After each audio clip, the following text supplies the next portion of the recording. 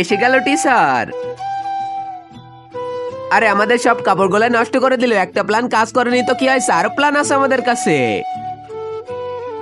আরে তোমরা কেউ ভয় পেও না, আমি স্যারের চেয়ারে সুপার গুলো লাগিয়েছি, ও তো ওখান থেকে আরে উঠতেই পারবে না। কে বলেছে আমি নড়তে পারবো না? তাই নাকি? তাহলে আমাকে মেরে দেখা, তাহলেই তো বুঝবো। আরে এটা কিভাবে হতে পারে? সুপার গুলো তো আমি নিজে লাগিয়েছি। আরে কোথায় গেল সুপার গুলো?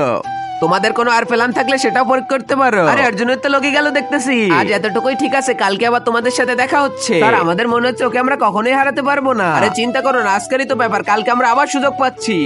হাসতেছো কেন? আমার জন্য নতুন একটা প্যানের ব্যবস্থা করো। আরে এটা তো রাহাত দেখতেছি, আমার স্কুলের ক্লাসমেট। আরে জুলি তুমি? আরে এখানে তো আমি 2 বছর ধরে ইংলিশ পড়াচ্ছি। শুনলাম তুমি নাকি 12 ক্লাসের টিচার। ওরা কিন্তু অনেক খারাপ, আজ পর্যন্ত কেউ ওদের হাত থেকে বাঁচতে পারেনি। তুমি তো জানো আমি যখন স্কুলে পড়তাম সব টিচারই তো আমাকে দেখে ভয় পেত। আমি তো ওদের থেকেই বড় দুষ্টু। আর আগে মহান আল্লাহকে তুমি ভালোবাসলে লাইক এন্ড সাবস্ক্রাইব করে দাও, আর পার্ট 2 দেখতে চাইলে অবশ্যই কমেন্টে পার্ট 2 লিখো।